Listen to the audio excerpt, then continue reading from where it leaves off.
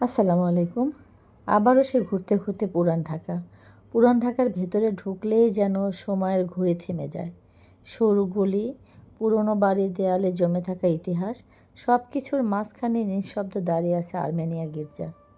অনেক বছরের ইচ্ছা ছিল এখানে আসার, কতবার ভাবছি যাব, কিন্তু যাওয়া হয়নি। অবশেষে গতকাল ইউনিভার্সিটির সহপাঠী বন্ধু কাউসারি আক্তারের সাথে যাওয়ার সুযোগ হলো। গির্জার ভারী কাঠের ফটক পেরোতেই বুকের ভেতর কেমন যেন এক অদ্ভুত শীতলতা নেমে আসলো। চারপাশে সারিবদ্ধ কবর, প্রায় ৩০০ বছরের পুরানো।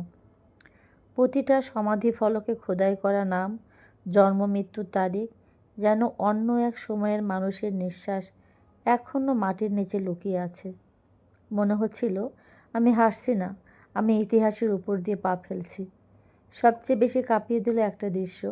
মানুষ কবরের উপর দিয়ে হেঁটে যাচ্ছে, কেউ গল্প করছে, কেউ ছবি তুলছে, অথচ সেই কবরগুলোর নিচে শুয়ে আছে একসময়ের জীবন্ত মানুষ।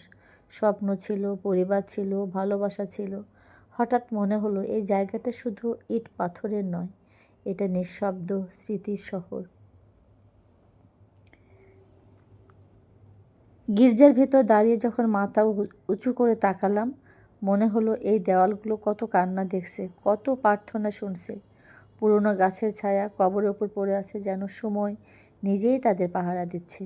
বাতাসে একটা অদ্ভুত গন্ধ, পুরনো কাঠ, ভেজা মাটি আর ইতিহাসের মিশ্রণ।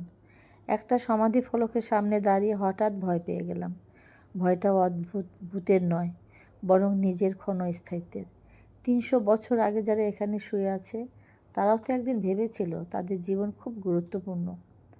আজ তারা শুধু নাম হয়ে আছে পাথরের গায়ে। আমরাও কি একদিন এমন হয়ে যাব না? আর্মেনিয়া গির্জা আমাকে আনন্দ দেয়নি, দিয়েছে গভীর নীরবতা, দিয়েছে এক ধরনের শূন্যতা। তবুও কৃতজ্ঞ আমি, কারণ বহু বছরের ইচ্ছেটা পূরণ হয়েছে। আর বুঝেছি পুরান ঢাকা শুধু কোলাহলের নয়, এটা স্মৃতির শহর, যেখানে প্রতিটা ইট, প্রতিটা কবর, প্রতিটা ছায়া আমাদের মনে করায় দেয় জীবন খুব ক্ষণিক, কিন্তু ইতিহাস খুব দীর্ঘ। কি অদ্ভুত! সারাক্ষণ আমার ভাবাচ্ছে রেখে আসার পরে কবরগুলো কত কষ্ট।